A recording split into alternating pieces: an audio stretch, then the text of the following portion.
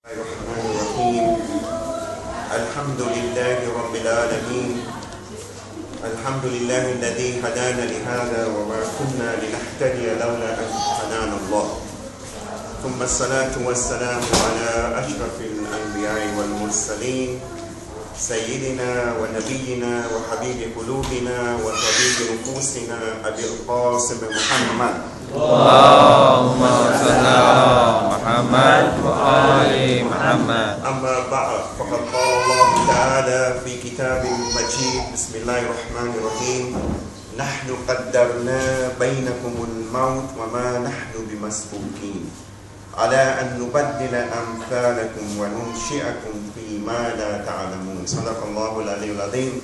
صلوات الله محمد وآل محمد. اللهم صل على محمد وآل محمد. Respected brothers and sisters, Assalamu alaikum. At the onset, I request you all to send a loud salawat in honor of our Prophet and his holy progeny, especially our 12th living Imam, Imam Mahdi Sahib Zaman, Salawatullah Muhammad. Allahumma salli ala Muhammad wa ali Muhammad. You must have already guessed that the topic tonight that I will be discussing is about death. Allah subhanahu wa ta'ala in the verse that I recited says, Bismillahir Rahmanir Rahim, Nahnu qaddarna baynakumul maut wa ma nahnu bimasbuqin. We have ordained death to you all, and no one shall overcome us, meaning we cannot avoid this phenomenon of death. Because Allah says very clearly, وَمَا نَحْنُ بِمَسْبُوقِينَ. And what is the reason for ordaining death? Allah continues in the verse that I recited, verse number 61, Surah Al-Waqiyah. He says, أَن نُبَدِّلَ أَمْثَالَكُمْ وَنُنْشِئَكُمْ فِي مَا لَا تَعْلَمُونَ. So that we want to replace you with others. We need to make space for others to come after us. And Allah subhanahu wa ta'ala will make us grow into something that we don't even know. Of course, it is based on our action, on our amal. In another verse in the Quran, Allah subhanahu wa ta'ala says, Bismillahir Rahmanir Rahim, Tabaraka alladhi biyadihi al-mulk, wa huwa ala kulli shay'in qadir. الذي خلق الموت والحياة ليبلوكم أيكم أحسن عملا وهو العزيز الغفور. تبارك الذي, blessed is he in whose hand is the kingdom and he is able to do anything. Then Allah subhanahu wa ta'ala says, الذي خلق الموت والحياة ليبلوكم. We have created death and life so that we want to test you to see which one of you is best in deeds. Ahsanu amalan. Not which one of you has most of deeds. Notice the difference here. That there's a difference between akthara amala and ahsana amala. Ahsan, here Allah is telling us that what He is interested in is not the number of deeds, brothers and sisters. Very important. It is the quality of the deeds. Now many times, we naturally, we look at numbers.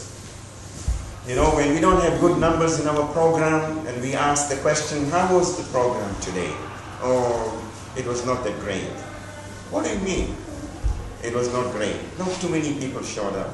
Why don't we talk about what was said in that program? Why don't we talk about what was discussed? That's the quality of the program. And Allah subhanahu wa ta'ala is not going to judge by quantity. Allah subhanahu wa ta'ala is going to judge by quality. Now, in this verse in Surah Al-Mulk, most of you know this verse probably by heart. Allah says, الَّذِي خَلَقَ الْمَوْتَ وَالْحَيَاةِ.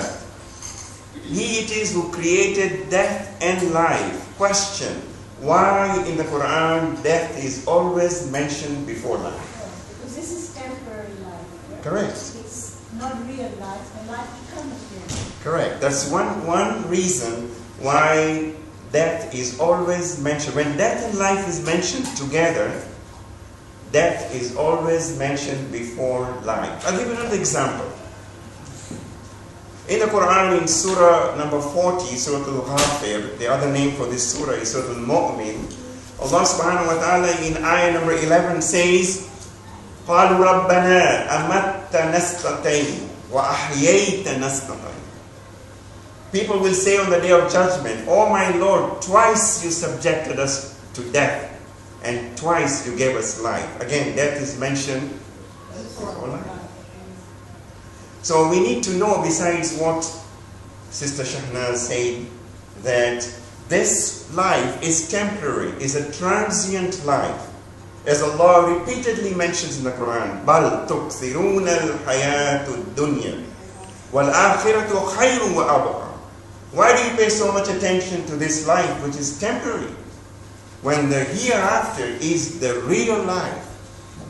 This is what Allah reminds us repeatedly in the Quran. Is that why death is first before life, to remind us of that? That is one of the reasons. Now, the other reason when Allah says, نَحْنُ قَدَّرْنَا بَيْنَكُمُ الْمَوْتِ, we have ordained death to you all, for you all. What is the difference between ordaining death and creating death? According to the Quran, there is no difference. Now, I'll give you a tradition of our Holy Prophet Muhammad sallallahu alayhi wa sallam, in which the Prophet said the definition of death. He said, death is the door to the hereafter. Death is the door to the hereafter. Without this door, there will be no passage to the hereafter. So obviously, if we want to create this passage to the hereafter, first we need to create the door. Otherwise, you will not be able to go to the hereafter. So therefore, death is created first, and then life is created. Salawat ala Muhammad. Allahumma salli ala Muhammad wa ali Muhammad. Some examples you can give us to imagine or visualize that door, for example. Yes, correct. We need to have a clear vision of that door in order for us to fathom the reality of the hereafter. We need to overcome, number one, the fear of death. Now allow me to mention something quite interesting. The verse in Surah Al-Waqiyah that I recited, نَحْنُ قَدَّرْنَا بَيْنَكُمُ الْمَوْتِ, we have ordained death and no one shall overcome us. So we can also not, in a way, we cannot avoid death at all. Because Allah says, no one will overcome us. The reason for ordaining death, according to that chapter in the Quran, Surah Al-Waqiyah, is that Allah said, أَن نُبَدِّلَ أَمْثَالَ our sixth holy Imam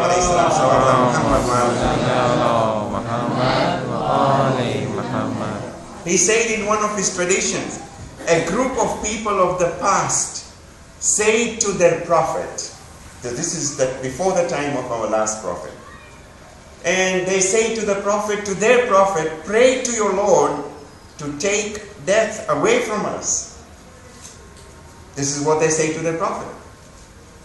The prophet prayed to Allah subhanahu wa ta'ala. And so Allah subhanahu wa ta'ala took death away from them. Now, what happened after the death was taken away from them? Their houses became overcrowded. The people who requested their prophet to pray to Allah to take death away from them, their houses became overcrowded. And their offspring became too many. Today, it's so difficult for us to maintain 5-6 people in a family. So imagine if there is no death, right? The houses become overcrowded. A man, the Imam said this to the people, the people during his time. A man had to feed his father, had to feed his mother, had to feed his grandfather, had to feed his great-grandfather, and they also had to satisfy them and take care of them. And therefore they became too occupied to seek a livelihood. So then they came again to the Prophet and say to the Prophet, ask your Lord to return us to the previous state. And Allah subhanahu wa ta'ala returned them to their previous state. What do we learn from this tradition? What we learn from this tradition is that death is nothing but a blessing from Allah subhanahu wa ta'ala. Salawat ala Muhammad. Allahumma salli ala